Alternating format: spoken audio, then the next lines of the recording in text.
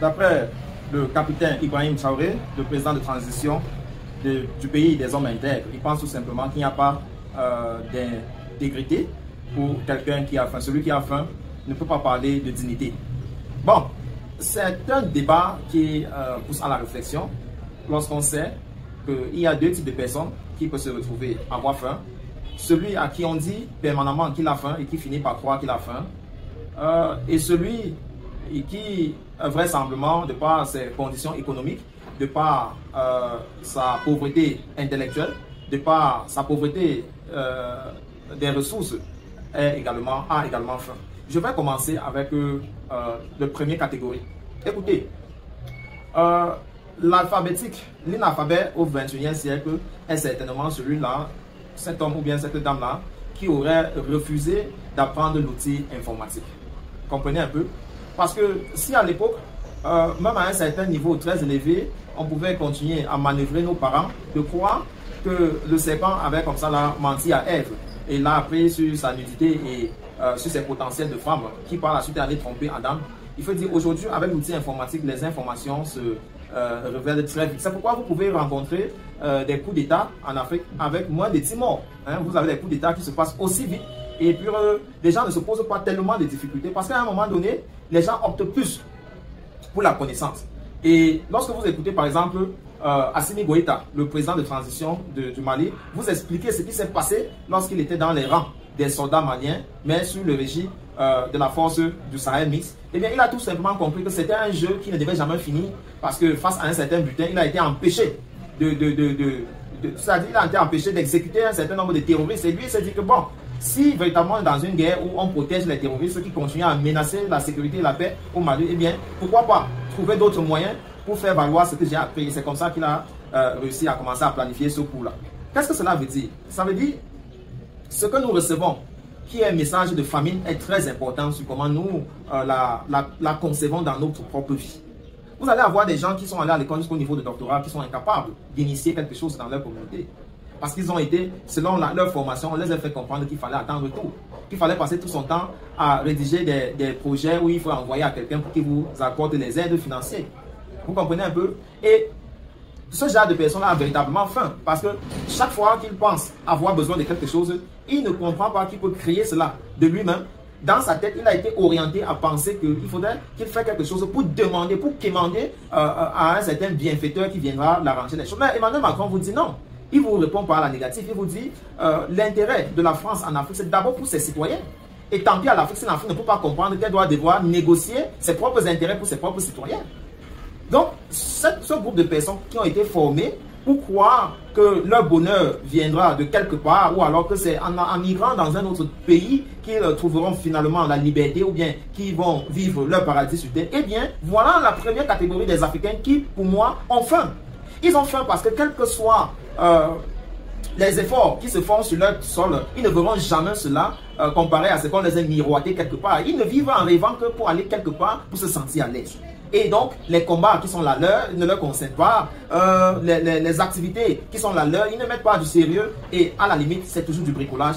Hein, c'est toujours des travails mal faits. Ce sont des finitions à demi-mesure. C'est la diabolisation de ceux qui sont en train de se battre pour avoir des initiatives. C'est le fanatisme à outrance. C'est-à-dire chercher à protéger quelqu'un tout simplement parce qu'on se dit à partir de cette personne-là, eh bien, on a un semblant d'existence. Voilà pour moi la première catégorie des personnes qui ont faim. Et donc, fort de cette logique du capitaine Ibrahim Traoré qui pense que quelqu'un qui a faim ne peut pas avoir de dignité, quelqu'un qui pense que son salut viendra d'une autre personne, certainement ne peut pas avoir de dignité. Voilà. Vous savez pourquoi? Parce que le matin, c'est-à-dire un peu plus tôt, il sera en train de prendre des positions sur un certain nombre de choses et pourtant sa tête pensante est un autre. Donc du moment que celui qui le guide change de pensée, automatiquement lui-même il change. Vous comprenez un peu? Donc ça devient très difficile pour lui de prendre des positions qu'il peut justifier. Et l'incapacité de justifier ces positions montre tout simplement qu'il y a quelque chose qui manque. C'est-à-dire, tu ne peux pas être digne, tu ne peux pas être ce qu'on appelle en anglais accountable. Hein? Tu ne peux pas justifier tes choix. Donc, ça fait de toi quelqu'un qui a manque de dignité. Je vous ai d'ailleurs dit sur une vidéo que j'ai d'abord publiée que des hommes politiques, par exemple, qui ont des positions qui changent comme le climat, vont toujours vous apporter des éléments de justification pourquoi ils font ce qu'ils font, pourquoi ils changent. Certains sont allés jusqu'à nous dire qu'ils étaient d'abord dans l'erreur et qu'ils se retrouvent dans la lumière maintenant. C'est cette catégorie de personnes-là n'estime, hein, qui sont comme ça là, qui ont faim. Alors, la deuxième catégorie de personnes qui ont faim, ce sont des gens qui sont instrumentalisés par la première catégorie. Parce qu'une fois que la première catégorie sait qu'elle est en tort, qu'elle est en erreur, elle se dit bien. Comment est-ce que je fais pour instrumentaliser le reste pour qu'il pense qu'il verra la source de sa lumière à partir de moi?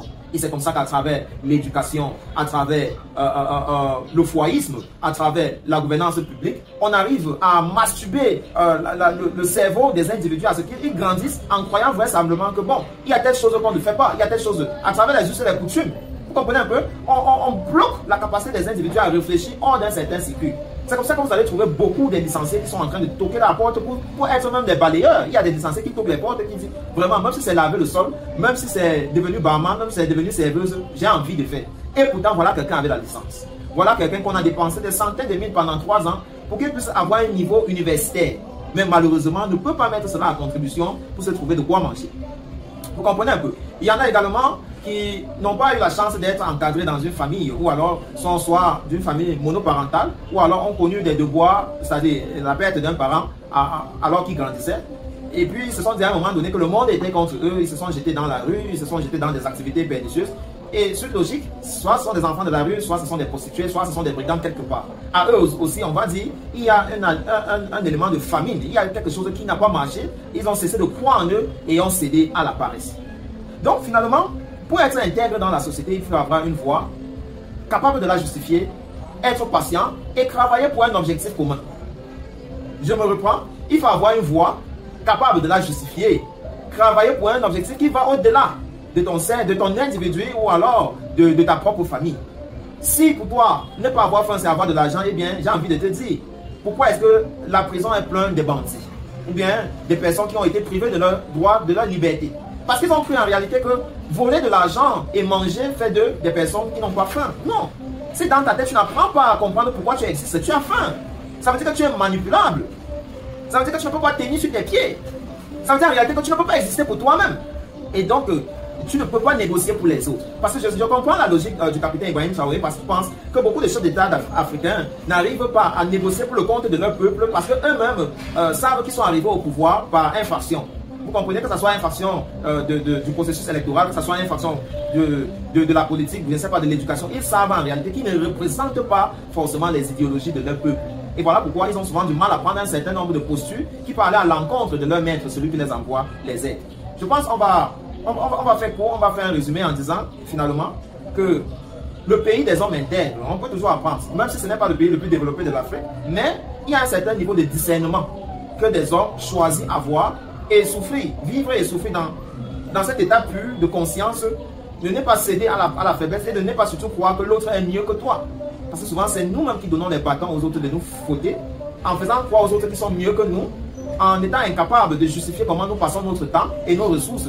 Eh bien, nous cédons la porte à la famille et puis nous perdons notre dignité.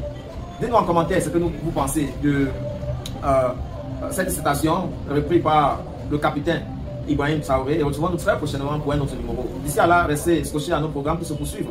Et bien le bonjour. Félicitations, si tu es encore là, tu fais partie des 0,1% des gens qui finissent tout ce qu'ils ont commencé.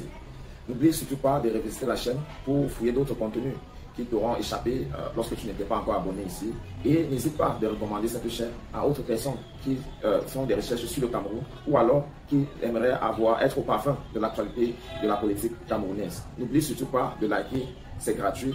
Commenter également est gratuit. Et c'est l'une des choses que tu peux certainement faire pour apprécier nos contenus. Retrouvons-nous très prochainement. Reste scotché sur notre chaîne. À très bientôt.